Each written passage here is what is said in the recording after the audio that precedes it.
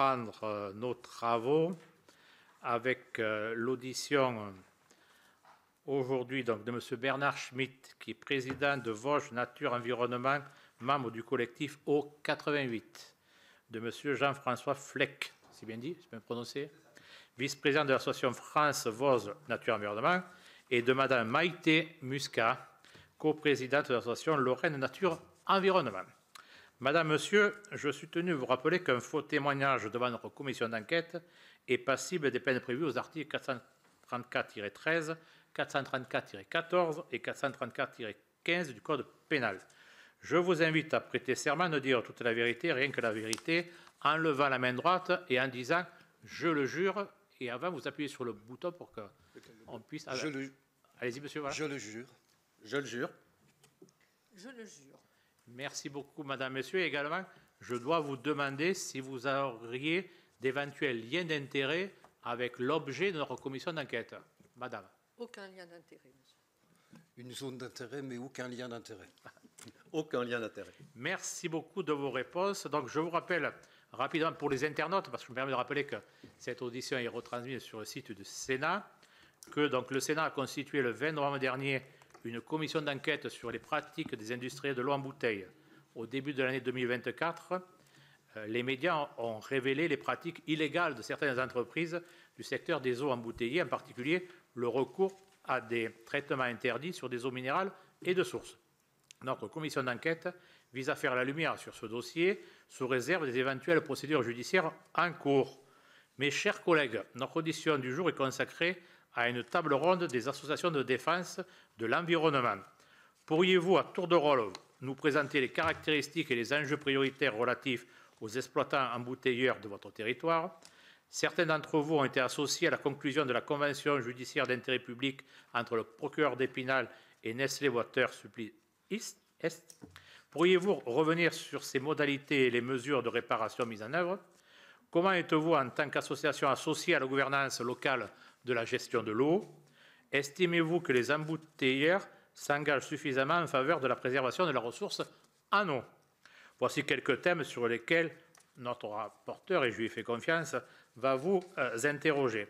Nous vous proposons de dérouler cette audition en 3 temps. Alors, je veux dire, comme vous êtes 3, on va dire 30 minutes de présentation, enfin, au plus. Hein.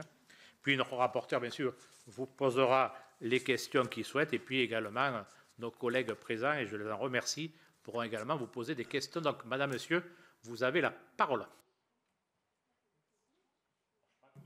Est-ce que vous êtes entendu Donc, comme vous êtes galant, c'est Madame qui commence. Voilà. Très bien, messieurs.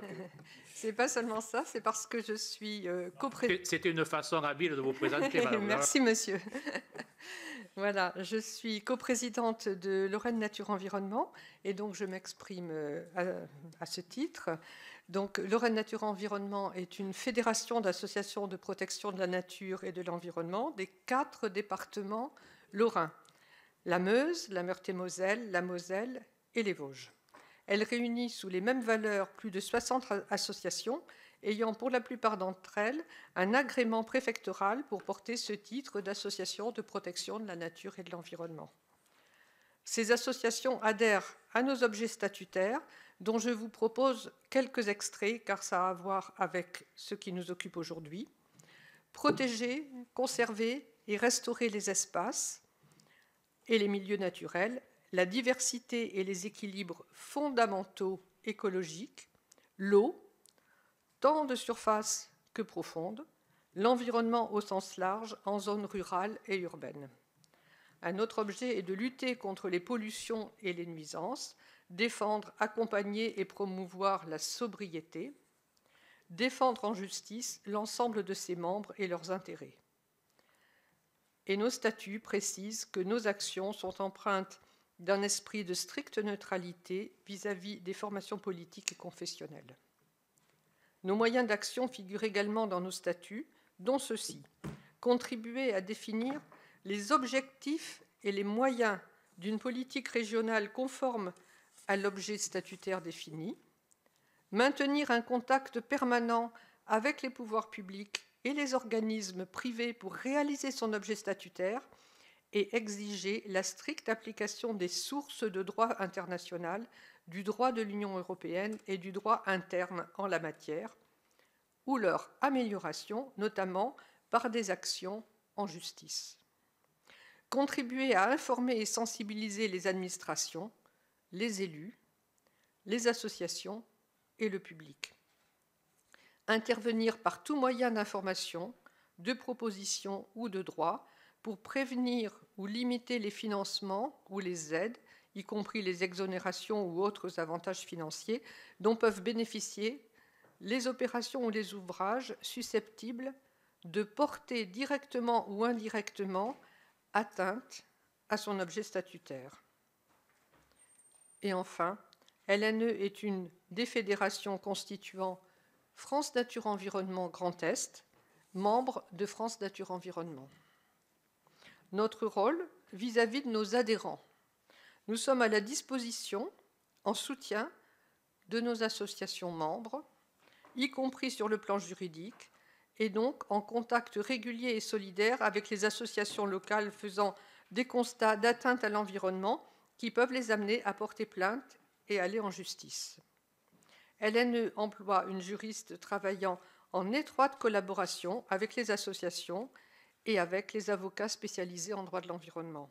Et c'est ainsi que, au nom de ces buts, nous sommes aux côtés de Vosges Nature Environnement, d'Oiseaux Nature, de l'Association de sauvegarde des vallées et de prévention des pollutions, toutes membres de notre fédération.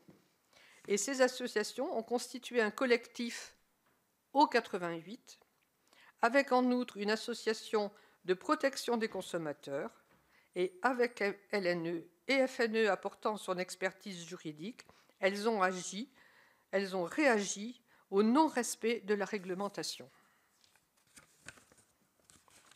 Cette affaire Nestlé Waters a également fortement mobilisé les ressources humaines salariées de LNE, principalement notre juriste, depuis plusieurs années, et ce ne sont pas les seules affaires avec lesquelles nous avons eu à nous battre à leur côté.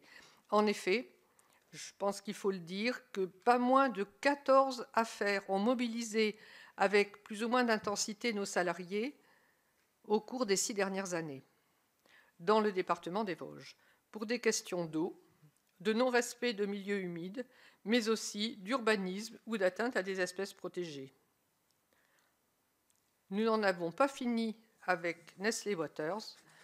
Leur décharge sauvage constitue la prochaine affaire qui va être jugée en mai prochain, pendant 3 jours, au tribunal judiciaire de Nancy. Alors, je tiens à dire que l'engagement personnel fondamental des bénévoles de ces associations, et en particulier leur constance et leur courage exceptionnel, ont lancé l'alerte sur les agissements de Nestlé Waters au fil des années et fait en sorte que les pouvoirs publics soient dans l'obligation d'agir face aux constats révélés. Et voilà pour ce que j'avais à déclarer en mon nom propre, et je passe la parole à Bernard Schmitt, président de Vosges Nature Environnement, pour sa propre déclaration.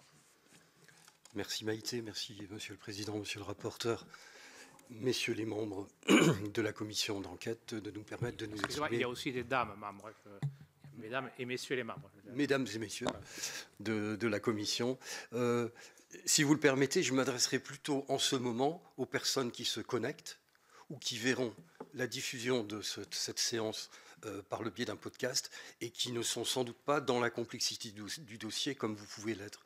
Donc il m'apparaissait important d'avoir une première approche de simplification pour nous donner nos intentions et faire comprendre les différentes étapes de notre travail. Je serai rapide.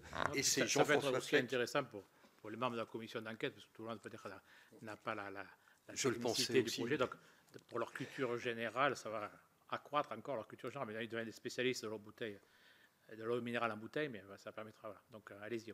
Et c'est ensuite Jean-François Fleck qui prendra le dossier par le corps, si j'ose dire. Alors d'où nous parlons, Maïté Muscat l'a dit, elle a parlé du collectif eau. Celui-ci s'est constitué tout simplement en 2016 parce que nous avons été 4 à voter contre les orientations de la commission locale de l'eau. Nous étions 4 en 2016, nous sommes toujours 4 en 2024. Aucun des 42 autres membres de la commission ne nous a rejoints. Je voulais exposer en deuxième partie nos principes de travail. Nous sommes bien sûr traités d'activistes de l'eau, ce que nous acceptons bien. En réalité, nous nous considérons comme des lanceurs d'alerte.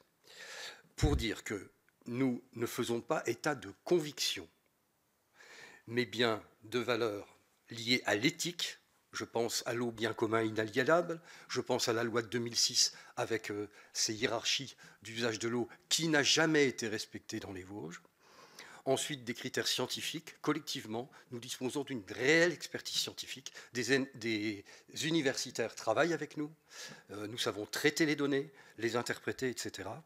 Et puis aussi, voilà, on va dire ça comme ça. Et puis nous travaillons pour l'essentiel à partir de rapports existants. Nous ne créons pas de données. Nous utilisons les données existantes, je parle notamment des rapports du BRGM, mais pas que, des rapports des directions du territoire de la préfecture, et éventuellement, bien sûr, des consultants spécialisés sur l'eau. Parfois, on est surpris par certaines interprétations, mais nous les utilisons. La grande difficulté étant d'utiliser les témoignages, qu'en général, nous n'utilisons pas si nous ne pouvons pas croiser les données avec d'autres sources. Alors, pour dire que, nos données sont sourcées, d'accord, et quand elles ne le sont pas, nous ne les publions pas. Nous savons, à titre personnel, que depuis 92 au moins, les eaux sont traitées sur Vittel. Nous n'en avons jamais fait état, car nous n'avons jamais trouvé de source sérieuse pour le déclarer. Les éléments marquants de notre combat depuis 2016. En 2016, nous découvrons, par un rapport du BRGM de 2 années auparavant, que le BRGM est surpris qu'on épargne les industriels, je dis bien les industriels, de la circonscription, de toute économie d'eau, pour la faire porter uniquement aux citoyens. C'est le projet de pipeline et simultanément, cette même année, nous découvrons un conflit d'intérêts qui concerne la présidente de la commission locale de l'eau, son mari, cadre dirigeant chez Nestlé Waters, président d'une association qu'il a fondée et qui est devenue structure porteuse du SAGE, et pour cela participant même au comité technique de la commission locale de l'eau. Grâce à Anticorps, ces éléments sont signalés au parquet d'Épinal et se conclura plus tardivement par une condamnation et de la Vigie de l'eau, l'association, et de la présidente de la Clé pour prise illégale d'intérêt en faveur de Nestlé. En 2019, c'est l'échec du projet de pipeline, c'est l'échec de la préfecture, c'est l'échec du conseil départemental, c'est l'échec des élus locaux, et c'est surtout l'échec de Nestlé, grâce à la décision de l'agence de l'eau Rhin-Meuse, qui va revenir sur l'accompagnement qui était en œuvre pour cette idée de pipeline. Nous n'avions pas pensé que cet élément serait aussi déstructurant pour les affaires de Nestlé. Et puis récemment, en 2024, c'est la convention judiciaire d'intérêt public qui clôt temporairement notre combat et dont l'audience d'homologation a eu lieu le 10 septembre 2024. Quatrièmement, je voulais exprimer quelques surprises vis-à-vis de la commission, certaines auditions, mais je pense que c'est ni le moment ni le lieu pour vous en faire part. Et ce que nous vous proposons, c'est de remplir le questionnaire qui nous a été adressé, sur lequel nous pourrons faire état des limites de certaines auditions, dont vous en avez déjà débusqué pas mal, si j'ose dire. Voilà. Donc, je vais passer la parole à Jean-François, si vous voulez bien, qui va forer le sujet plus profondément, de façon à ce qu'on soit tous connectés avec les eaux superficielles, parfois manquantes, et avec les eaux des nappes souterraines. Non, mais nous, on préfère, l'audition est publique, on préfère que vous nous disiez les sujets que vous avez eus sur les différentes auditions. D'accord, donc on peut y revenir au niveau des questions. Dans les questions, sans problème, pas de problème. Parfait. Mais notons-le nous comme un point, à mon avis, qui est important. D'accord, très bien, merci. Alors simplement, je voulais un peu piéger Jean-François parce qu'il a fait son discours avec les termes hydrologiques habituels. Et puis là, je pense en ce moment à Ricardo Petrella, qui est le militant de l'eau. Hein. L'eau n'est pas une ressource, c'est une réserve. On ne devrait pas parler en mètres cubes, mais en litres. Les mètres cubes, c'est une abstraction. Pourquoi pas parler en kilomètres cubes? Et puis minéralier, c'est un nom fantastique. Aujourd'hui, je pense que ce ne sont plus que des fabricants d'eau et peut-être demain des trafiquants d'eau. Voilà, je vous remercie et passe la parole à Jean-François Fleck. Merci Bernard pour ces précisions sémantiques. Monsieur le Président, Monsieur le rapporteur, Mesdames et Messieurs les sénatrices et sénateurs, merci pour votre invitation à nous exprimer dans le cadre de l'examen de ces deux affaires, donc la tromperie et les prélèvements non autorisés, et de nous permettre d'apporter un éclairage factuel et de terrain, construit sur 8 années d'observation, d'études de dossiers, de rapports en tout genre, et donc qui nous ont forgé certaines convictions sur le dossier. Je voudrais, en introduction aux échanges qui suivront, en complément de Bernard Schmitt, préciser quelques éléments de contexte, les principes qui nous ont animés et les points essentiels que nous souhaitons aborder.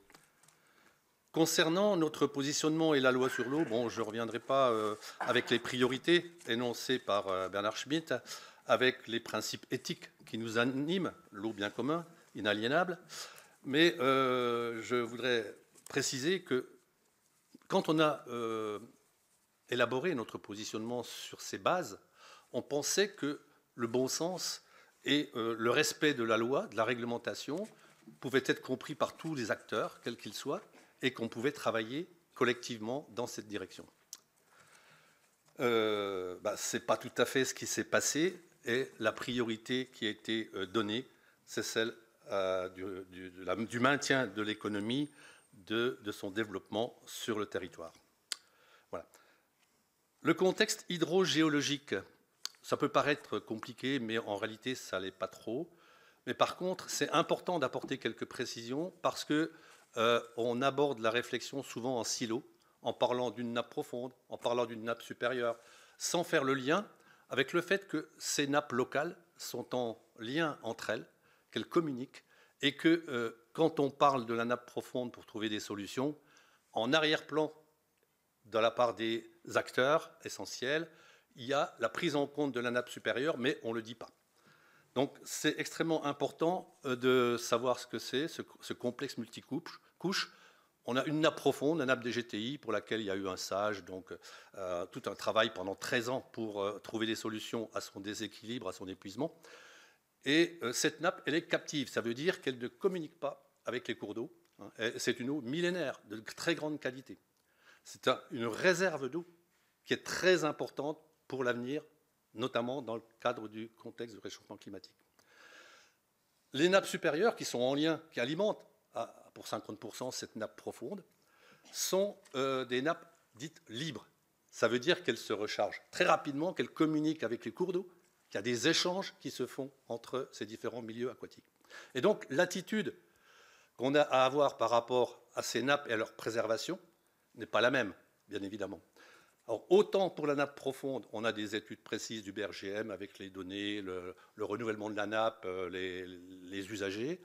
Autant pour la nappe supérieure, on y reviendra dans le détail, il y a jusqu'à ce jour aucune étude qui ait été réalisée par rapport pour caractériser le fonctionnement de cette nappe. Et les décisions qui ont toutes été prises l'ont été dans l'ignorance du fonctionnement de cette nappe. Les usagers de ces deux nappes, les grands usagers, la nappe profonde, c'est deux industriels, Nestlé et l'Hermitage, et les collectivités, qui se sont réfugiés dans la nappe profonde à une certaine époque parce que les captages superficiels avaient été contaminés par les nitrates pesticides. Là, c'est un peu l'histoire. Et par contre, la nappe superficielle, elle est quasiment exploitée que par Nestlé, mis à part 300 000 m3 pour les 2 millions d'extraits par Nestlé. Donc, oui, on a ce schéma dans lequel les nappes communiquent, Nestlé est présent au-dessus et en dessous, et on aborde tantôt la problématique de la nappe profonde, tantôt la problématique de la nappe superficielle. Ça, c'est le contexte. Alors, au-delà de ça, je voudrais développer quelques points que, pour nous, il semble intéressant d'approfondir. Tout d'abord, le dossier des prélèvements non autorisés, avec ses différentes péripéties. Plainte en 2020, classée sans suite, puis reprise parce que nous avions fait appel auprès du procureur général. Notre audition par l'OFB, dossier pour lequel, avec la conclusion de la CIGIP qui était évoquée, dossier pour lequel il faut aborder la responsabilité de l'État ainsi que son attitude de soutien, voire de connivence avec Nestlé Water, dans l'autorisation de tous les prélèvements pour 10 ans, avec un aménagement sécheresse inclus, mais aussi qui a suscité de la part de l'État des écrits au procureur, des affirmations sous serment en commission parlementaire, qui pour le moins nous interrogent, car tant ils contredisent l'avis de plusieurs représentants des services qui tous ont confirmé l'absence d'autorisation. Autre point, cette responsabilité de l'État dans cette affaire, nous, malheureusement, à l'expérience, on constate qu'elle est présente depuis 1992. Date de la loi sur l'eau, 93 son application, qui n'a pas été respectée localement, notamment par rapport à la problématique d'épuisement de la nappe profonde. Donc des carences d'action adaptées pour résoudre cette surexploitation, y mettre fin, qu'on a laissé se dérouler. On n'a pas demandé à Nestlé de déposer des dossiers de régularisation avec étude d'impact. Également, action de l'État dans la surexploitation des nappes supérieures, avec des conséquences sur les assecs des cours d'eau et la biodiversité. Dans l'encadrement du SAGE, avec le choix, plutôt la consigne préfectorale de privilégier les industriels. Dans le soutien apporté à Nestlé Water, hors des débats du SAGE, pour se déplacer ces prélèvements de la nappe profonde vers la nappe supérieure. Donc, vous voyez, il y a énormément de points à propos desquels on constate que l'État n'a pas été neutre et qu'il a donc pris des décisions qui favorisaient plutôt l'industriel. Bon, la CIGIP, j'y reviens pas, on aura peut-être l'occasion de préciser certaines choses. Un autre point qui me semble fondamental, ça a été évoqué dans les commissions précédentes, c'est la question de la protection des captages. Parce qu'elle est directement en lien, bien sûr, avec la contamination potentielle des nappes et avec les traitements qui ont été utilisés pour pallier à ces contaminations. Et notre analyse, c'est que concernant les eaux minérales à Vittel, comme concernant les eaux de consommation humaine dans le département et ailleurs, les dispositifs de protection des nappes ne nous semblent pas satisfaisants. Et on pourra revenir pour quelles raisons, aussi bien à Vittel sur le périmètre qu'en dehors. Après, autre point, les outils. J'ai entendu dans une audition que les outils efficaces qui existaient ont été cités comme étant les SAGE et les clés, Commission locale de l'eau. Effectivement, ça peut être des outils intéressants, mais à l'expérience, nous, on constate sur le terrain qu'en ce qui concerne le SAGE, il a été décidé, lancé en 2010, alors que le déficit était connu depuis les années 70, 40 ans auparavant, et que rien n'avait été fait auparavant. Ensuite, donc, une intervention très tardive, et qui a pris quand même 13 ans de travail pour déboucher sur une solution à laquelle on a contribué, qu'on a fait évoluer, mais qui n'est encore pas tout à fait satisfaisante. Voilà. Donc ça, c'est pour le SAGE.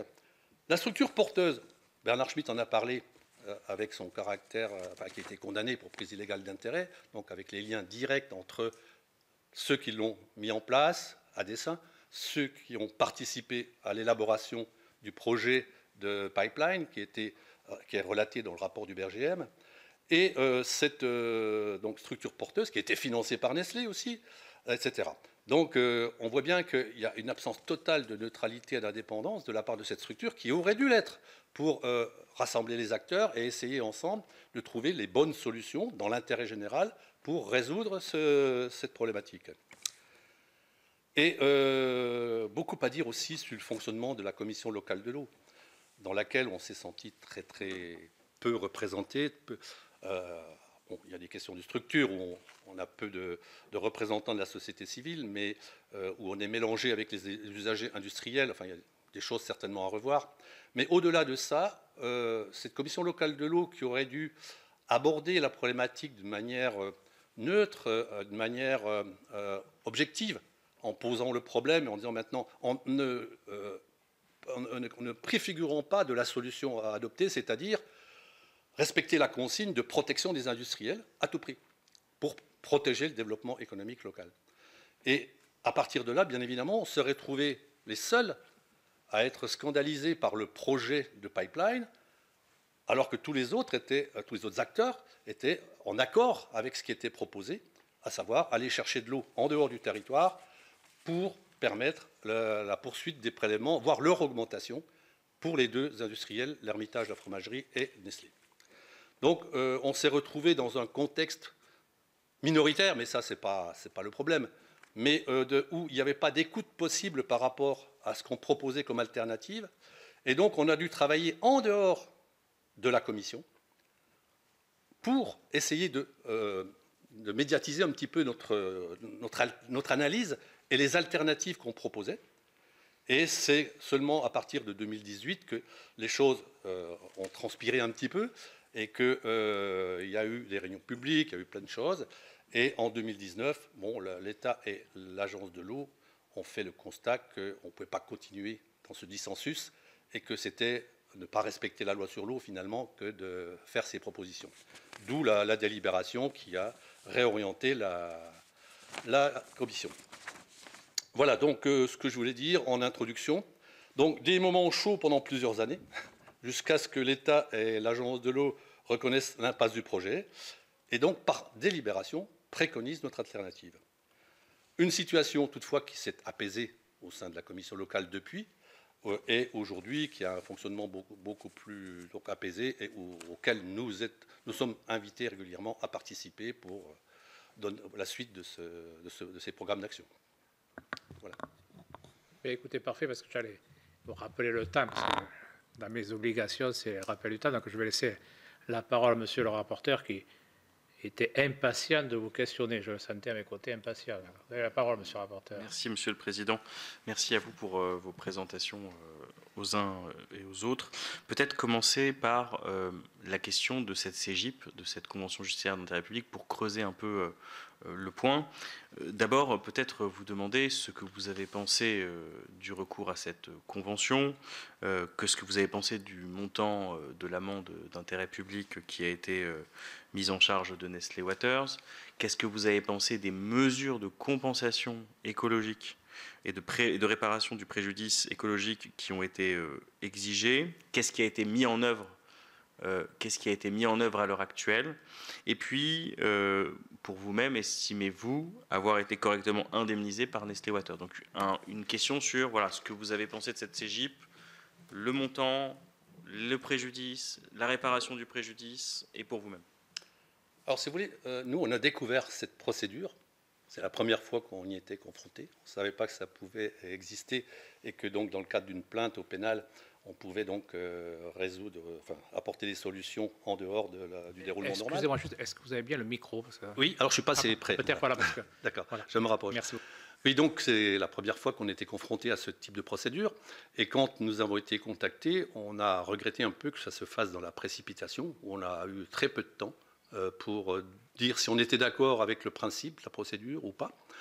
Donc il a fallu pour nous analyser quels étaient les avantages et les inconvénients de ce type de procédure, sachant que bon, le gros avantage pour nous, c'était éventuellement avoir des solutions, enfin une résolution de cette situation dans un temps beaucoup plus court que si on suivait le cheminement normal de la justice, avec le risque, in fine, au bout de plusieurs années de procédure, d'arriver peut-être à une non-condamnation pour telle ou telle raison, parce qu'avec beaucoup d'argent et avec de nombreux avocats, on arrive finalement quand même à défendre sa position plus facilement.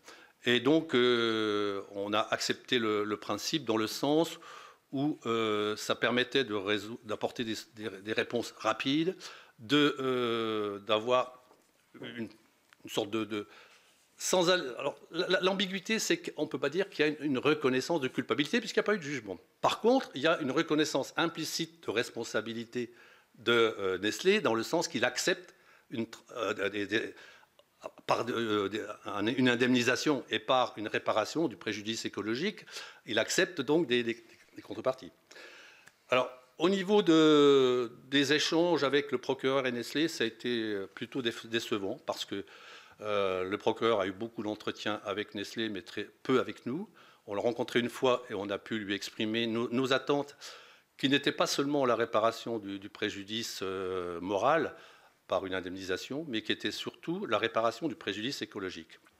Et nous demandions qu'il y ait, que soit imposé dans ce cadre à Nestlé une étude avec un cahier des charges que nous proposions pour enfin aboutir à ce que nous demandons depuis de nombreuses années, c'est-à-dire la réalisation d'une étude du fonctionnement de la nappe et donc des impacts des prélèvements réels sur les milieux aquatiques.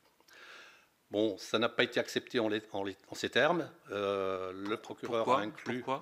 Pourquoi ça n'a pas été accepté? Il y a eu On n'a pas la réponse, c'est un échange entre le procureur et Nestlé. D'accord. Et par contre, Nestlé, lui, le procureur a mis dans la convention les 100 000 € destinés à une éventuelle étude si on la juge nécessaire. C'est si on la juge nécessaire qui nous gêne un peu parce qu'aujourd'hui, à la commission locale de l'eau, tout le monde la juge nécessaire et incontournable. Donc elle aurait dû, à notre avis, être imposée d'office. Parce que si on ne recourt pas à cette étude, cette somme est consacrée à la réparation sur le terrain. La réparation sur le terrain, elle nous interroge.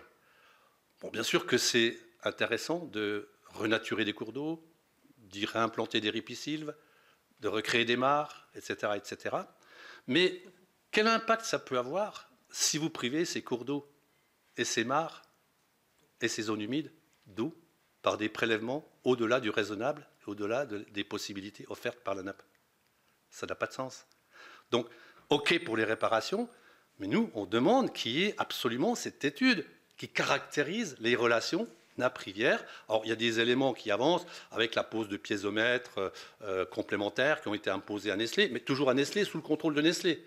Nous, on aimerait qu'il y ait un peu plus qu'un piézomètre pour surveiller la nappe, un piézomètre public, de manière à ce qu'on ait en continu un observatoire des modulations du niveau. Et ça, pour l'instant, on y réfléchit avec le BRGM, c'est peut-être en voie de résolution, mais on n'a pas à avoir... Il faut distinguer les piézomètres qui mesurent de l'étude du fonctionnement de la nappe. C'est deux approches complémentaires et la surveillance n'exclut pas, loin de là, la connaissance de la nappe. Voilà, donc on est un peu partagé quant à cette procédure, en espérant que, à minima, il y ait qu'on débouche dans les deux, dès maintenant, puisque c'est prévu début 2025, vers le lancement de cette étude. D'accord. Pour rester sur les considérations locales que vous évoquez, il y a eu plusieurs auditions ici où les mesures de protection de l'impluvium qui sont en vigueur chez vous ont été mises en avant comme des mesures particulièrement à la pointe de ce qui se fait. Et vous avez un autre discours aujourd'hui quand on vous entend sur la qualité de ces mesures. Donc est-ce que vous pouvez, s'il vous plaît, peut-être nous faire un point de cet écart en fait entre ce qui nous a été présenté, je ne sais plus si c'est le BRGM ou des chercheurs qui nous avaient présenté ça, mais en tout cas qui avaient vraiment présenté ce qui se passe sur cette zone comme modèle un petit peu de protection de l'impluvium. Donc voilà. Alors ce modèle dit Agriver, filiale de Nestlé, mis en œuvre en 92, à la suite d'ailleurs de la Société des eaux, parce qu'elle avait déjà constaté des contaminations de la nappe et mettait en place des échanges avec les agriculteurs pour essayer d'y remédier. Donc ça, c'est un premier point. Cette politique de protection de la nappe, elle a des aspects vertueux, effectivement, puisque des contrats sont passés, mais attention, sur la base du volontariat avec les agriculteurs pour ne pas utiliser de pesticides, ne pas cultiver de maïs, avoir une fertilisation contrôlée, raisonnée, avec intervention d'Agriver dans la réalisation du compost et l'épandage, enfin, tout un ensemble de mesures qui visent à protéger la ressource. Alors, cette démarche, à notre avis, elle est vertueuse, mais à une condition, c'est qu'elle couvre l'ensemble de l'impluvium, l'ensemble de l'aire d'alimentation de captage. Or, ce n'est pas le cas. Nestlé, jusqu'à présent, a communiqué sur cet aspect vertueux de protection. Mais à une réunion dernièrement, son directeur nous a confié que 60-70% de la surface agricole utile seulement était protégée par ces contrats. Ce qui veut dire qu'il y a 30 à 40% du restant qui est en agriculture conventionnelle avec utilisation de pesticides. Donc comment peut-on imaginer qu'il n'y ait pas de contamination de la nappe qui est vulnérable, qui est en milieu karstique, qui est en milieu faillé, etc. Comment ne pas y avoir de contamination dès lors qu'on utilise ces substances dans l'aire d'alimentation de captage? Alors je voudrais quand même... comment dire, attendez, juste un point là-dessus qui est important. Oui. S'il n'y a que 70% qui est couvert, c'est que sur le reste, Nestlé ne fait pas la proposition aux agriculteurs, ou c'est que les agriculteurs ont refusé les contrats qui leur étaient proposés? Je pense que les agriculteurs concernés n'ont pas été volontaires pour adhérer à ces contrats. Excusez-moi, parce que quand même, vous pensez, vous en êtes sûr? Oh ben je pense parce que je pense que c'est une possibilité. Bah, en commission d'enquête. Après, je pense précis, voilà. Après, vous pouvez nous répondre par écrit. Voilà. Oui, on vous répondra par écrit, mais préciser, je pense qu'il y a peu de doutes en la matière. Comme on est écouté par tout le monde, voilà. Oui. Je me permets, voilà. Éventuellement, très rapidement, Oui, le cahier des charges s'impose par les fermiers qui sont placés sur les terres agrivaires. Donc les gens qui ne sont pas rentrés dans le système agrivaire n'ont pas voulu devenir propriété de Nestlé et ont gardé leur indépendance. Et certains même disent je fais exprès d'utiliser des pesticides pour embêter la multinationale. Entendez-moi bien. Oui, puisque ce que je vous dis, les 30-40%, c'est donc de l'aveu du directeur d'Agrivaire. Ce n'est pas nous qui l'inventons. Donc c'est en agriculture conventionnelle. Bon, il n'a pas précisé qu'il y avait des pesticides, mais je pense que ça coule malheureusement de source. Donc voilà un petit peu la situation. Et je voudrais élargir à la protection des captages en général. Parce que là, on raisonne par rapport à des captages d'eau minérale, parce qu'il y a un scandale, parce que c'est une eau qui est censée être pure au prélèvement. Mais quid de l'eau potable? Quel dispositif avons-nous en protection? Des périmètres de protection immédiat, rapprochés, éloignés. Et avec ces périmètres, il y a une étude de l'hydrogéologue qui préconise, en fonction de la vulnérabilité de la nappe, des mesures pour éviter toute pollution du type accidentel et, quand c'est trop manifeste, d'éviter la contamination par les pollutions diffuses que représentent les pesticides. Or, dans la pratique, ça ne se passe pas tout à fait comme ça. Moi, je siège au CODERST depuis des années. On a des projets d'arrêté du préfet concernant les DUP de captage avec les mesures de protection. J'ai réagi d'ailleurs en 2017 en envoyant un courrier à l'ARS pour dénoncer l'incohérence des mesures de protection, puisqu'on interdisait plutôt l'usage des pesticides dans le périmètre rapproché aux particuliers dans leur jardin, aux communes, mais pas aux agriculteurs. Je dis, mais attendez, où est la cohérence? Qui est-ce qui utilise le plus sur la plus grande surface, si ce n'est... Ah oui, mais là, il n'y a pas de souci parce que les agriculteurs, ils montrent qu'ils travaillent bien, puisque nous, dans les analyses qu'on fait à la sortie, on ne dépasse pas les seuils. C'est quand même plus tout à fait vrai partout en France aujourd'hui, où partout, justement, on constate des dépassements de seuil partout. On a tous les jours dans la presse régionale quasiment des scandales avec des fermetures de captage. On a là un dernier article une centaine d'élus de Loire-Atlantique qui demandent l'interdiction des pesticides dans les périmètres de captage. Dans les aires d'alimentation, là, on arrive à l'overdose et on a une eau potable qui est détériorée dans des proportions qu'on n'imagine pas. Donc, c'est pour ça que je fais le parallèle, parce qu'il faudrait qu'il y ait, pour l'eau minérale comme l'eau du robinet, bien évidemment, des mesures de protection efficaces et à la hauteur des enjeux. Merci beaucoup. Un point qui est essentiel pour les travaux de cette commission, c'est qu'on s'intéresse évidemment à ce qui se passe chez les industriels, mais aussi aux mécanismes de contrôle public et étatiques, ARS, enfin tous ceux qui interviennent finalement dans le contrôle public. Vous avez eu dans votre introduction et même dans des coupures de presse, dans des pétitions, des mots extrêmement durs sur les pouvoirs publics, sur la manière dont ils géraient les choses. Et tout à l'heure, vous les avez réitérés, sans toutefois rentrer dans le détail. Et pour nous, ce qui est essentiel, c'est le détail, puisque c'est là que siège le diable, comme dit l'expression, et donc qu'on puisse comprendre exactement à quels endroits vous avez identifié des carences, des défaillances des pouvoirs publics qui vous semblent de nature à être relevés par notre commission d'enquête en vue aussi des recommandations éventuelles que nous pourrions faire. On a besoin pour le coup de précision sur ce point-là. Alors, si vous voulez, d'un point de vue général, notre approche critique des services de l'État, en général, de ces décisions, elle concerne les décisions et donc ceux qui en sont les responsables. On travaille avec différents services de l'État en bonne relation. C'est pas à ce niveau-là que les choses sont reprochées. C'est les décisions ou les absences de décisions par le préfet, parce que c'est lui sur le département qui en a le pouvoir et la responsabilité. Et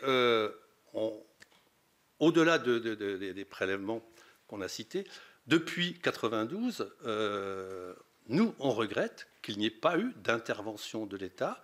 Déjà, on a autorisé, l'État, au niveau ministériel, a autorisé l'embouteillage de la ressource profonde, alors qu'elle ne présentait pas, à notre avis, de caractéristiques minérales particulières, puisqu'elle est consommée par toute la population.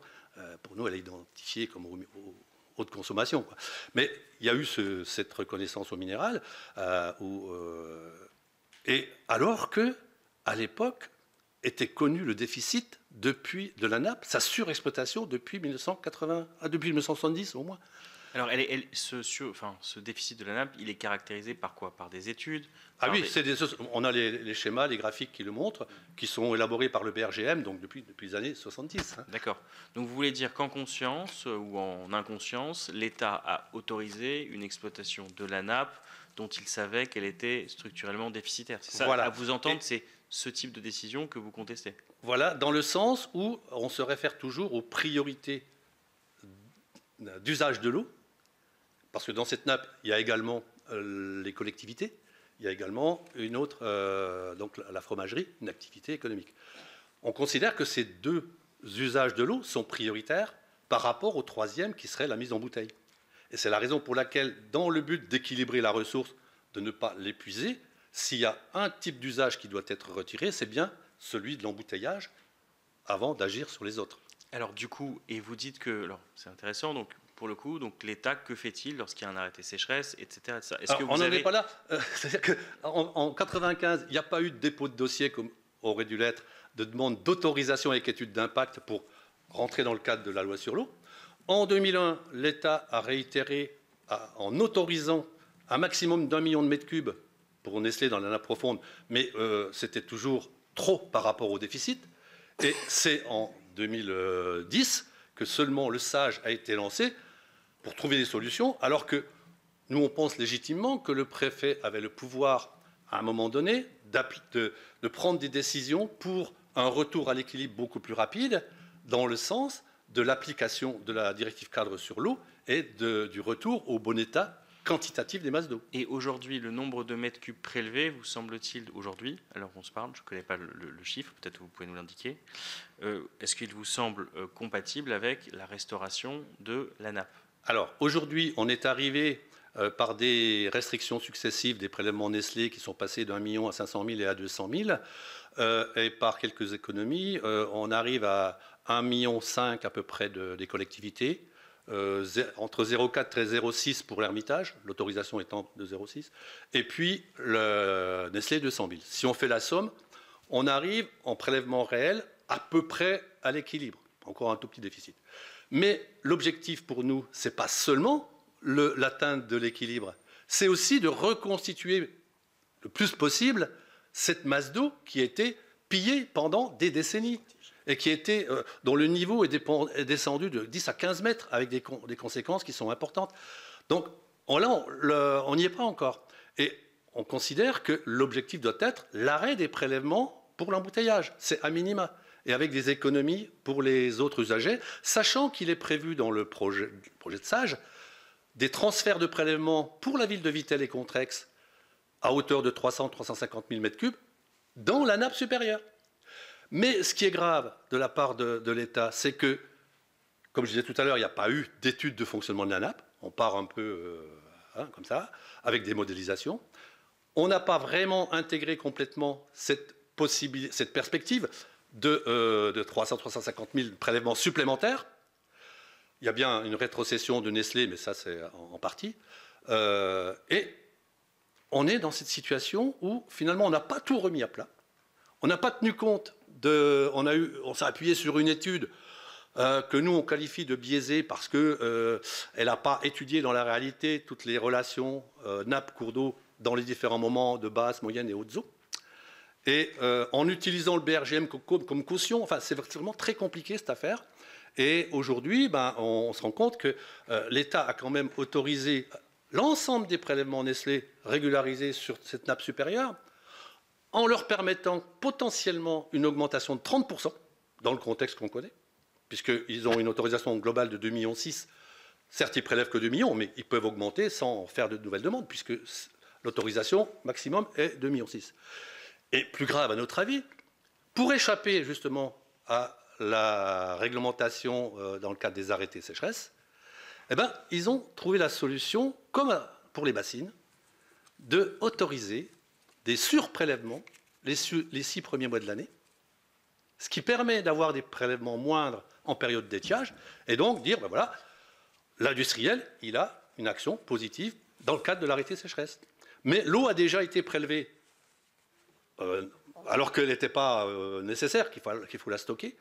Et ce qui est grave, c'est que plus on prélève d'eau au moment où la nappe est haute, plus on abaisse son niveau rapidement, et donc plus rapidement on déclenche les assecs dans les cours d'eau qui dépendent de l'alimentation de la nappe. Vous voyez ?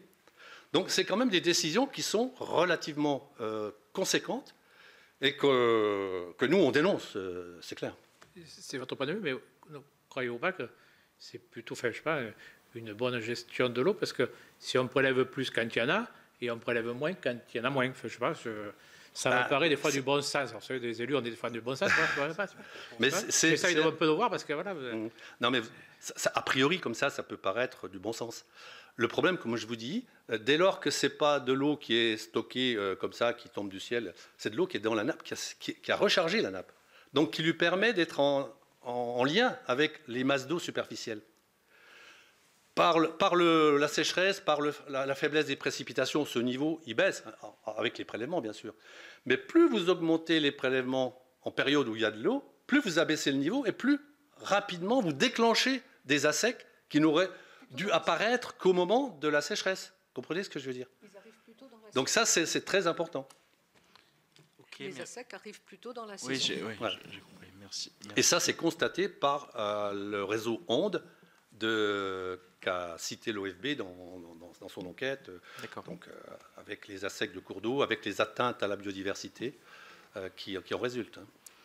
Peut-être, merci beaucoup. Peut-être deux petites questions avant de passer la main au président et à nos collègues. D'abord, tout à l'heure, vous évoquiez cette affaire de pipeline comme si nous étions tous au courant de ce dont il s'agissait.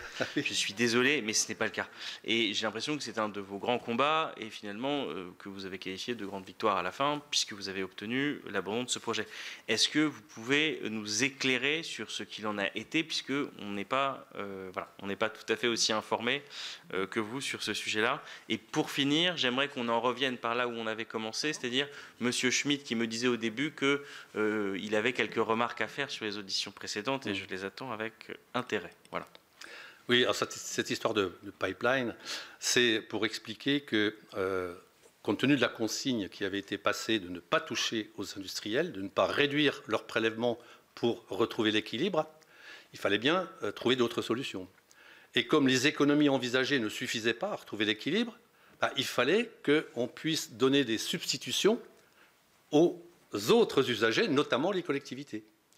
Et ce qui était donc imaginé, c'est d'aller forer dans un secteur de la nappe en dehors, à une quinzaine de kilomètres. En dehors de ? En dehors du périmètre de... Parce que localement, on a ce qu'on appelle le secteur sud-ouest de la nappe qui est encadré par des failles et qui communique très mal avec le reste de la nappe et qui explique, quand on pompe trop, son épuisement. D'accord. Mais c'est la même nappe. Mais c'est la même avec nappe des GTI. communications limitées. D'accord. Et donc, l'idée, c'était de dire on va faire des forages à côté pour ramener de l'eau pour les populations locales. Ce qui, pour nous, était un non-sens, puisque, du moins au titre de la loi sur l'eau et des priorités d'usage, puisque l'eau existait sur le territoire. Et donc, on doit arbitrer, trancher entre les possibilités offertes par la ressource sur le territoire et les éventuels besoins des usagers. Et là, on a donc décidé, on ne touche pas à l'activité industrielle, on va chercher de l'eau ailleurs, avec des coûts très importants. Donc c'était des forages. Et ce pipeline, il était financé sur deniers publics? C'était très compliqué. Il y avait des perspectives de financement de différents ordres. Mais in fine, il y aurait eu des conséquences sur le prix du mètre cube. Ce n'était pas possible autrement. Alors, il y avait 2 pipelines envisagés, un vers l'est avec de nouveaux forages et un autre par interconnexion au nord avec le syndicat Vrenec-Saint-Ouen. Et on prévoyait de jouer sur les deux en fonction du... Juste pareil, parce que même si ça vous intéresse, on est un peu loin de notre sujet d'eau minérale, non, j'ai bien compris. Même si ça intéresse notre rapporteur. Non, mais je pense que la discussion, elle se situe en fait sur l'eau minérale. En fait, la priorité est donnée aux minéraliers sur la population locale pour l'examen, enfin pour l'utilisation de la nappe. C'est en ça que... Voilà, c'est ça pour préciser. Pour un jeu de rôle. J'entends. Mais juste pour, voilà, peut-être pour aller juste quelques éléments. Monsieur Schmitt, oui. En réalité, le conflit d'usage sur la nappe profonde, il date de 1955, quand les premiers forages ont été faits dans cette nappe profonde, puisque les eaux de surface étaient polluées par le retraitement des armes de guerre de Monsanto qui ont servi à l'agriculture. Donc dès les années 50, l'eau n'est plus potable, l'eau superficielle n'est plus potable, et comme il y a une nappe profonde connue depuis les années 1900, on décide d'aller y forer. La population boit cette eau, les industriels l'utilisent en eau de process. Et c'est là qu'effectivement, on s'aperçoit que dans les années 70, la nappe descend, on ne comprend pas trop pourquoi, puis on s'aperçoit qu'il y a une surexploitation de la nappe profonde. Et c'est là qu'en 1992, alors que la procédure d'autorisation était centralisée au ministère de la Santé, direction de la pharmacie, vous chercherez, qu'on va autoriser Nestlé à embouteiller l'eau en tant qu'eau minérale naturelle, sous l'appellation Vital Bonne Source. Cette eau ne sera jamais vendue en France et sera exclusivement vendue à l'export, pour l'essentiel en Allemagne, ne rapportant aucun sou aux municipalités, pas de surtaxe sur les eaux minérales puisqu'elle est exportée. D'accord ? Ça pose question. Surtout si on sait qui était le directeur de la pharmacie à l'époque. Autre anecdote. Vous pouvez peut-être aller au bout. Parce que le suspense... Il faut procéder par... ça serait difficile pour moi d'accuser quelqu'un précisément.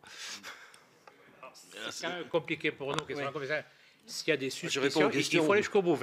On ne peut pas laisser... moi, en tant que président, je ne peux pas laisser des suspicions où on affirme, et à partir de là...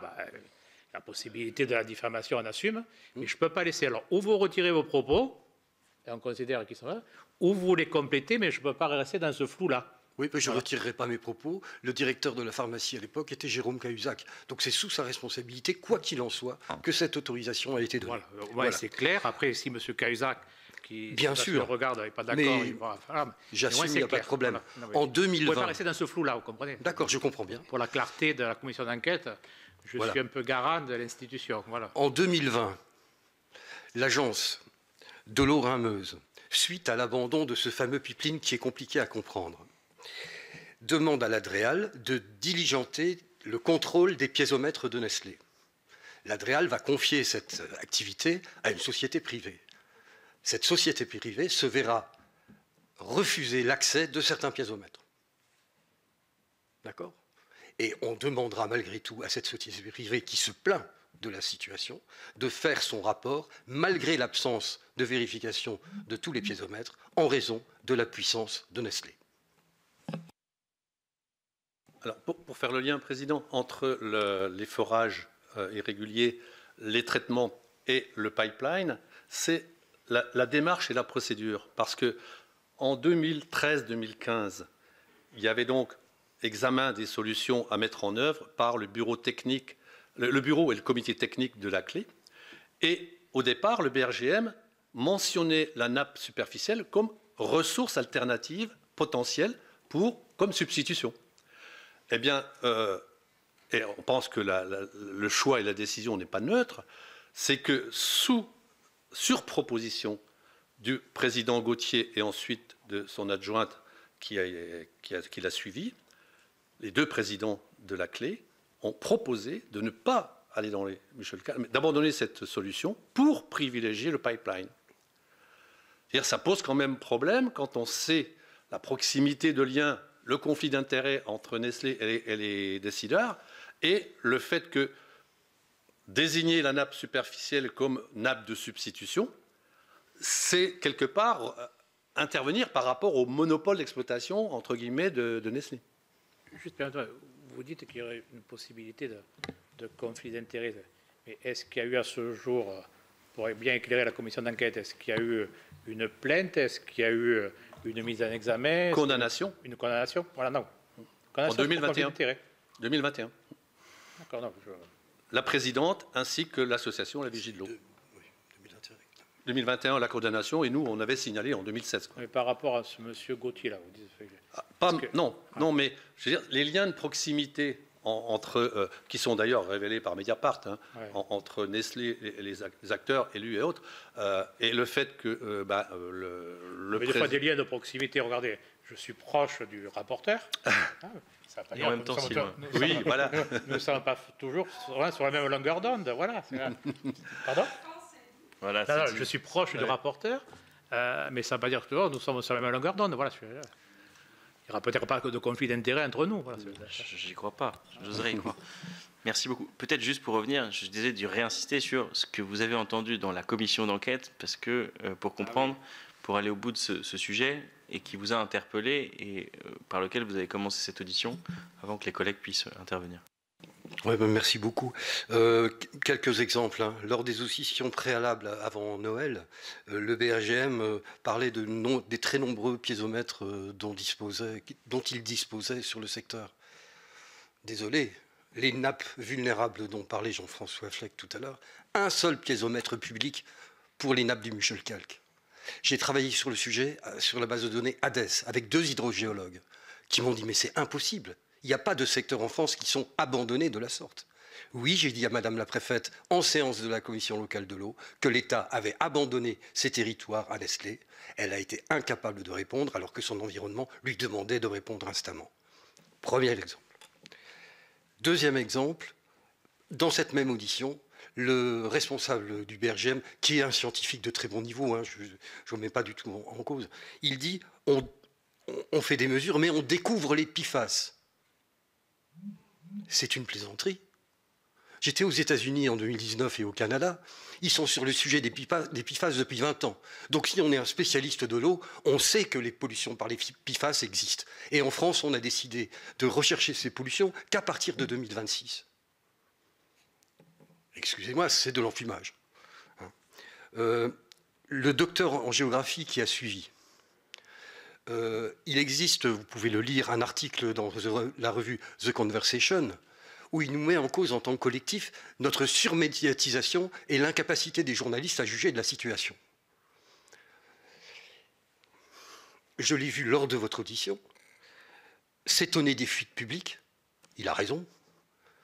Elles étaient de l'ordre de 20% de 3 millions de mètres cubes il y a quelques années. Elles se sont réduites, mais elles sont excessives. Mais au moins, j'allais dire, elles restent dans le territoire.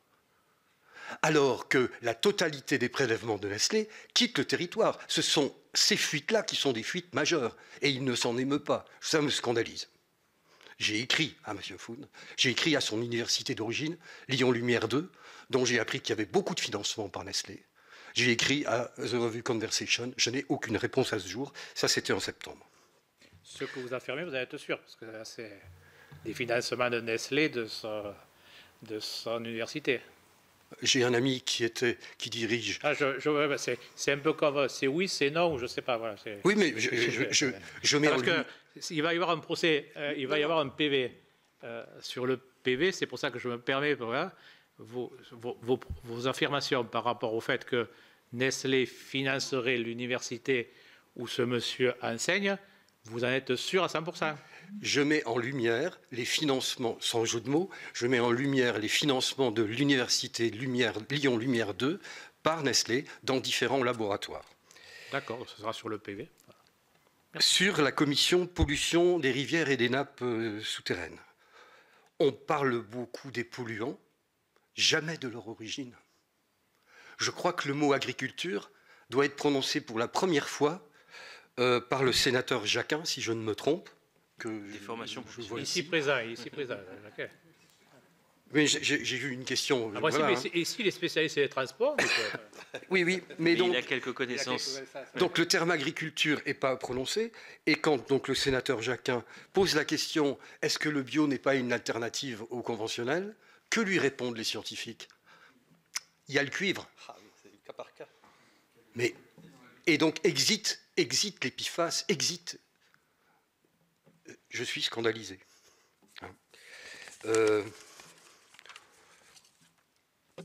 Concernant le directeur général de la santé,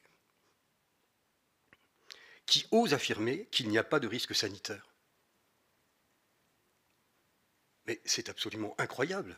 Il est la seule personne en France pensant qu'il n'y a pas de risque sanitaire. L'ANSES le dit, et le DGS ne confirme pas. Le DGS est en soi une instance sanitaire scientifique? Bien sûr que non. Et ce n'est pas parce qu'il est médecin qu'il a autorité sur l'ANSES. Je suis aussi scandalisé. Je m'arrête là, c'est les principales remarques que je voulais faire. Merci, c'était utile d'avoir ces précisions. Merci beaucoup. Vous avez terminé, monsieur le rapporteur? Il y avait madame Linkened, je crois, puis après peut-être monsieur Jacquet. Oui, merci monsieur le président, monsieur le rapporteur.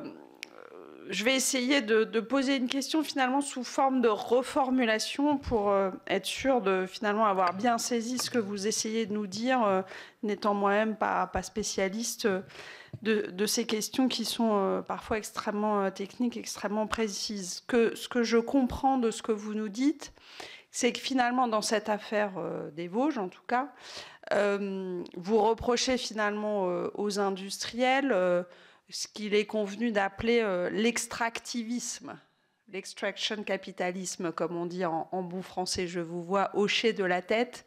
Donc, je sais que j'ai assez bien saisi ce que vous essayez de nous dire, c'est-à-dire une situation où non seulement, et c'est l'objet principal de cette commission d'enquête, vous reprochez aux minéraliers de jouer sur la qualité pour maintenir leur production, puisque le sujet de la commission d'enquête, c'est de savoir si il y a eu filtration, s'il devait y avoir filtration, et si en jouant du coup sur la qualité des eaux minérales naturelles, on a permis la poursuite d'une production qui autrement aurait sans doute dû s'arrêter. Donc non seulement, selon vous, il y a cette question-là, mais qu'au-delà de la question de la qualité, ce que vous reprochez finalement, c'est aussi de jouer sur la quantité.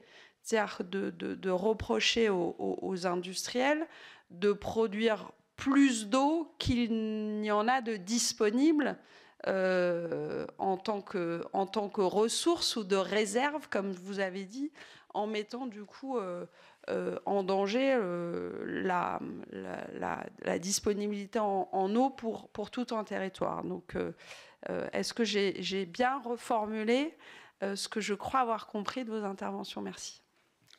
Oui, je dirais que finalement, l'objectif d'une multinationale, de Nestlé en l'occurrence, c'est bien de réaliser des profits à partir d'une ressource, non pas d'une réserve, de la valoriser au maximum. Et bien évidemment, si on laisse faire, les limites sont difficilement fixables par celui qui poursuit cet objectif. Par contre, il y a des instances régulatrices qui doivent réagir et mettre les limites. Et c'est ça qu'il n'y a pas eu. On a laissé épuiser la nappe, on a laissé piller l'eau et surexploiter également la nappe supérieure, selon nous. Puisque aucune étude aujourd'hui, jusqu'à présent, n'a mis en évidence qu'on ne la surexploitait pas, au moins à un certain moment de l'année. Bien sûr, elle retrouve toujours son potentiel, hein, mais avec un delta de 10 à 12 mètres de variation de niveau, avec des conséquences qui, celles-là, ne sont pas prises en compte jusqu'à présent. Donc, c'est pour ça qu'on montre un petit peu, on veut montrer la responsabilité de l'État qui a le devoir de fixer ses limites au nom du rôle que doit jouer l'État, de respect de la loi, de la prise en compte des priorités pour l'alimentation en eau potable et de la priorité de respect de l'intégrité des milieux aquatiques et de la biodiversité, en fixant des normes, en fixant des limites qui sont, par exemple, les débits réservés dans les cours d'eau. Ça existe un peu à d'autres niveaux. Là, il n'y a rien pour le moment. Et c'est pour ça qu'on a ces dérives. Merci. Allez-y, monsieur. Un tout petit mot rapide. Aux États-Unis et au Canada, la régulation est automatisée par le biais des piézomètres. Il y a des implantations de piézomètres partout, et en fonction, on va dire, des niveaux pour faire court, eh bien l'autorisation est rabaissée ou pas. Voilà. Donc il n'y a pas de décision politique à prendre. Vous voulez dire que c'est d'un mois à l'autre, d'une année à l'autre, comment ça fonctionne? Oui, d'une année à l'autre. Bien sûr, il faut un cycle complet pour en décider. Mais ça existe en Alsace. Avec des mécanismes finalement automatiques, c'est ça que vous voulez dire? Okay. Sans décision politique. En Alsace, une association gère justement cette surveillance des niveaux, et il a été défini des niveaux en dessous desquels ou à partir desquels il y a une alerte de lancer par rapport à l'utilisation de l'eau en irrigation, par exemple. Donc, c'est des systèmes qui sont fonctionnels, qui sont mis en place. Il y avait M. Jacquin qui voulait poser une question. Allez-y, chers collègues. Il y a beaucoup d'informations dans cette audition. Le rapporteur a déjà éclairé pas mal votre intervention. J'étais premier vice-président de l'Agence de l'eau jusqu'en 2015 et j'avais déjà bien entendu parler de ces problèmes de surexploitation de la nappe, et les questions du rapporteur ont permis d'éclairer sur cet épisode du pipeline qui était assez surprenant. Vous venez de préciser que dans le cadre de la CEGIP, l'étude du fonctionnement de la nappe était refusée. Je n'ai pas bien compris comme mesure compensatoire. J'ai cru comprendre. Non, et je voudrais un éclaircissement là-dessus. Vous réagissez sur le fait que est-ce que maintenant la clé va vraiment disposer de tous les éléments de connaissance du fonctionnement de cette nappe qui a l'air d'être assez complexe? Alors, si vous voulez, j'ai d'autres questions. Dans sa globalité, il n'a pas été refusé de prendre en compte cette demande, puisque le procureur a réservé une somme de 100 000 € qui est destinée justement à la réalisation de cette étude. D'accord. Mais le problème, c'est que n'a pas été écrit en même temps le cahier des charges que nous souhaitions pour définir quel type d'étude, avec quel objectif, etc. Ça, c'est la première chose. Et aujourd'hui, il semblerait que le versement de cette somme tarde un peu parce qu'il était destiné à l'observatoire. L'observatoire qui a été mis en place par la commission locale de l'eau dans le cadre du SAGE, pour observer les données, les rendre publiques, mais cet observatoire n'a pas d'existence juridique légale. Donc il faut trouver une instance à qui verser ces sommes.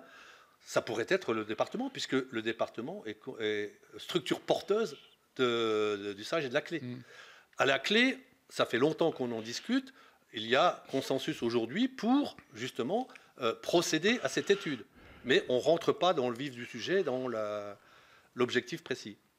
Nous, on a transmis à la clé nos attentes en termes de cahier des charges. On attend.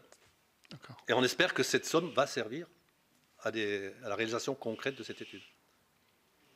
Une troisième précision, c'est sur la fameuse filiale Agrivert. Le rapporteur a bien posé les questions complémentaires. Là, je m'adresse à la commission. Il serait peut-être intéressant de pouvoir auditionner cette filiale de Nestlé, dont j'avais entendu parler très positivement, et même avec des critiques importantes de collègues agriculteurs qui reprochaient à Agrivert de s'approprier le foncier agricole. Et moi, je ne savais pas qu'il n'avait pas la totalité de la protection. La totalité de l'impluvium. Et enfin, c'est une proposition. Vous avez parlé des décharges. J'avais vu un article de presse sur des décharges de plastique. Je ne sais pas si mon collègue rapporteur a suffisamment d'informations, mais peut-être que vous pourriez préciser de quoi il s'agit exactement. Puis une dernière question. Vous vous êtes défini en préambule avec le qualificatif qu'on vous attribue d'activiste de l'eau. Est-ce que vous avez, dans votre exercice d'activiste, subi des menaces de part et d'autre dans ce dossier? Je vous remercie. Juste, je me permets, puisque je dois être le maître du temps, qu'il nous reste 10 minutes. D'accord, bon, on va synthétiser. Première réponse, par rapport aux décharges plastiques. En fait, il existe aujourd'hui 2 décharges plastiques significatives Une qui avait été classée ICPE, qui était donc légale, dont la surveillance s'est arrêtée en l'an 2000, et l'autre qui est une décharge sauvage, tout près du golfe et de l'hippodrome de Vittel, ça ne s'invente pas, qui fait 42 000 mètres cubes de plastique. Ce plastique, c'est du PVC. Il résulte des échecs industriels, puisque Vittel a été la première ville au monde à mettre l'eau dans des bouteilles plastiques, suite à Le Sieur qui mettait l'huile et le vinaigre dans des bouteilles de PVC. Visiblement, la technologie était compliquée, difficile de passer du verre au plastique, et il y a eu pendant plusieurs années, je pense pendant au moins une dizaine d'années, des gros échecs industriels qui ont nécessité cet enfouissement, mais préalablement à l'enfouissement complet, c'était brûlé à l'air libre, ce qui est catastrophique. Voilà. Donc aujourd'hui, c'est cette décharge-là en particulier qui va faire l'objet de 3 jours de procès au tribunal administratif de Nancy. Ça, c'est la première.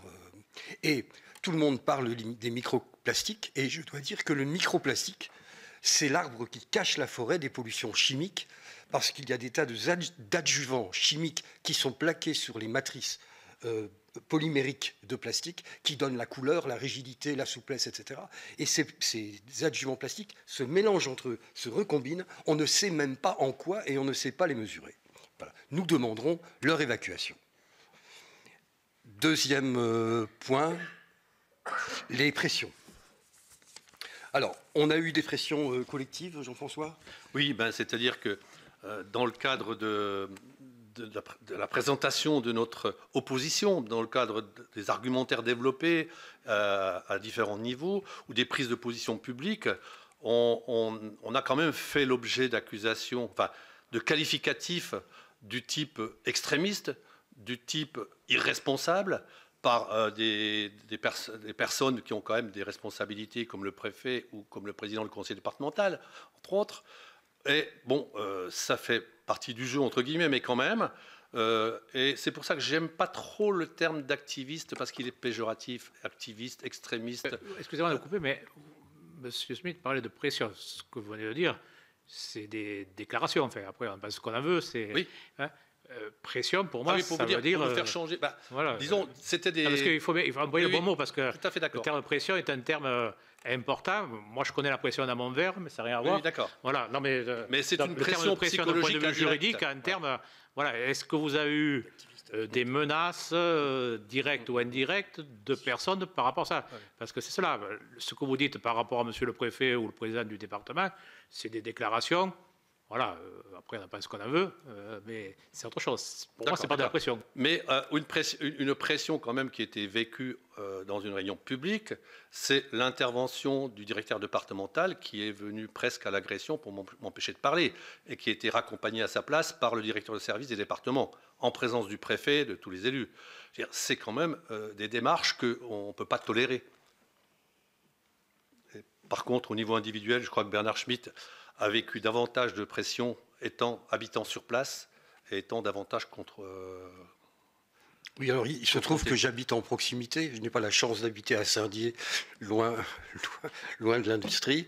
Donc c'est très sincèrement, on me suit dans les magasins, on attend que je vienne charger ma voiture pour m'insulter, par exemple. Des toutes petites pressions. Hein. Je suis blindé par rapport à ça, il n'y a pas de difficulté. Hein. Vous dites, on vous suit. C'est des salariés de l'entreprise.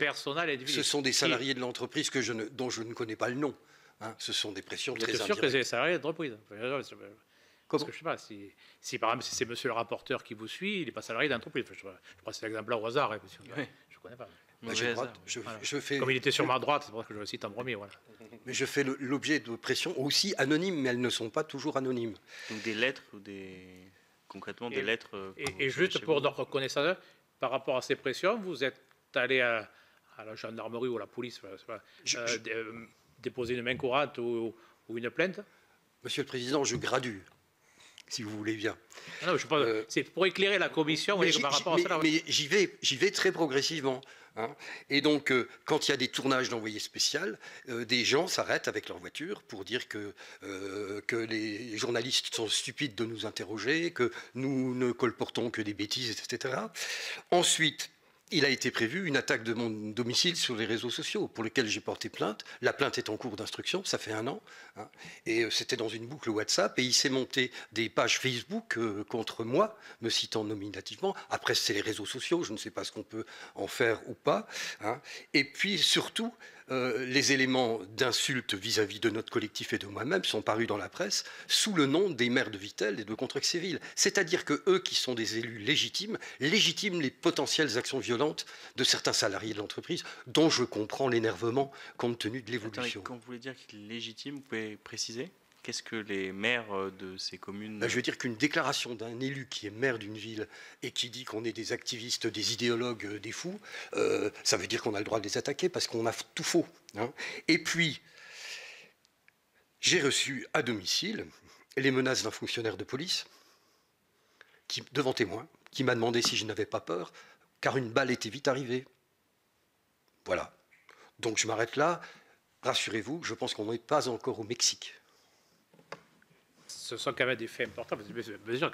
On est dans le cadre d'une commission d'enquête, je permets de dire, donc, avec des prérogatives tout particulières. Lorsque vous affirmez cela, moi je suis obligé de savoir le représentant de la police, qui c'est, etc., pour éclairer, voilà, ou si vous le savez, ou de quel commissariat il est. Voilà. On ne peut pas, moi je ne peux pas, dans le cadre de commission d'enquête, rester dans le flou. Voilà, il nous faut des précisions, voilà, c'est trop important pour, j'allais dire, par rapport au sérieux que nous avons dans cette maison au Sénat. Oui, bien sûr. Je précise, sans aucun problème. C'était un commissaire de... Moi, j'ai dit les renseignements généraux, ça a dû changer de nom depuis.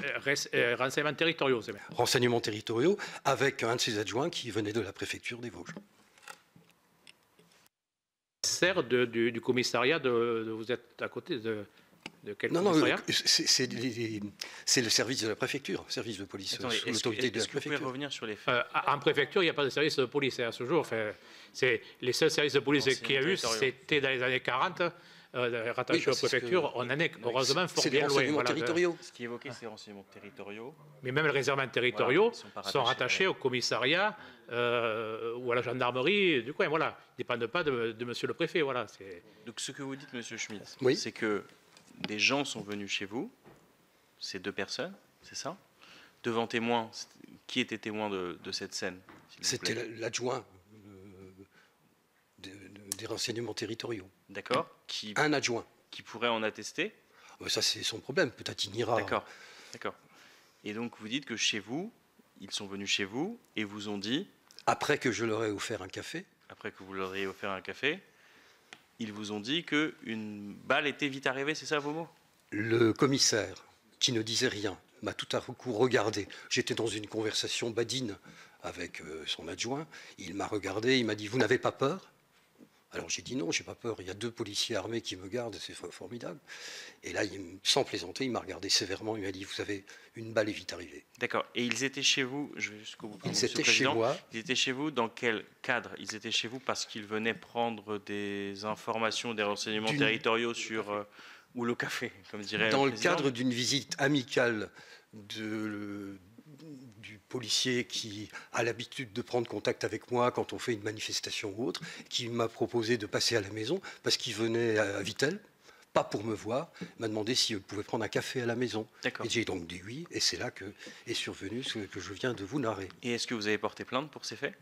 Non, parce que je me suis renseigné. Il se trouve que c'est assez facile de connaître les techniques. Je vois que Monsieur le Président s'inquiète. Mon frère était dans ces mêmes services et m'a dit « Ne t'inquiète pas, ce sont des pratiques assez courantes. » Faire des menaces de mort de la part d'un fonctionnaire de police, c'est pas des pratiques assez courantes. C'est une manière d'impressionner quelqu'un pour dire si jamais ça fonctionne, il va s'arrêter. En tant que parlementaire, je ne peux pas laisser dire ça là. Je le dis quand même. On ne peut pas mettre en suspicion quand même des représentants des forces de l'ordre. Mais je l'ai vécu, c'est vrai, Monsieur le Président. Et il y a un dépôt de plainte. Et à ce moment-là, si la plainte est justifiée avec un témoin, il y a condamnation. Mais moi, je ne peux pas laisser cette suspicion par rapport à des forces de l'ordre. Voilà, je veux dire de manière très claire. Donc, mesurez bien vos propos, ça sera sur le PV, et qu'à partir de là, si le fonctionnaire, à mon avis, comme on est une commission quand même, et grâce d'ailleurs à monsieur le rapporteur, très médiatisé, beaucoup de monde le regarde, voilà, j'attire votre attention. Enfin, quand on affirme quelque chose en commission d'enquête, c'est quand même important. Vous avez juré devant la commission d'enquête. Voilà, on ne peut pas rester dans le flou. Je crois que M. Schmitt, pour le coup, le fait avec clarté. Oui, mais j'attire l'attention des conséquences juridiques possibles, parce que très clair, voilà, les propos qui sont dits, ils sont sur PV, voilà, après, moi je laisserai... J'ai l'habitude d'assumer voilà, non, mais je préfère vous le dire à tout le monde, c'est clair. Simplement... Moi, je souhaite que dans cette commission d'enquête, tout soit clair, et je remercie d'ailleurs monsieur le rapporteur d'aller dans le même objectif. Moi, je suis dans l'émotion quand on me demande de raconter les pressions dont je fais partie. C'est comme ça que je l'ai perçu. C'est ma vérité. Et vous me poussez à la dire. Mais monsieur Gilles, moi, je ne remets pas en cause votre parole. Je n'ai pas assez connaissance du dossier. Mais j'attire votre attention sur, voilà, par rapport à vos faits. Voilà. Je suis à la rigueur même un peu un rôle de protecteur. J'attire attention au cas où. Voilà. Après, excusez-moi, comme on dirait chez moi, vous êtes majeur et vacciné. Et après, voilà. Et si la personne qui a été mise en cause se trouve diffamée, il y a des tribunaux pour pouvoir trancher cela. Voilà, mais je ne peux pas tirer l'attention parce que vous êtes quand même en commission d'enquête, c'est quand même quelque chose d'important. Et je vois mes collègues qui, la plupart, quand même, vont dans ce sens-là. Voilà. Je attire votre attention. Voilà. J'entends bien, Monsieur le Président. Voilà, je vous en prie. Est-ce que vous avez terminé dans vos réponses parce que je voulais simplement apporter une précision complémentaire qui a un lien avec la question que vous aviez posée par rapport à la protection des captages, en demandant si l'agriculture biologique pouvait être une solution. Il était répondu un peu sous le ton de la boutade avec le cuivre, etc.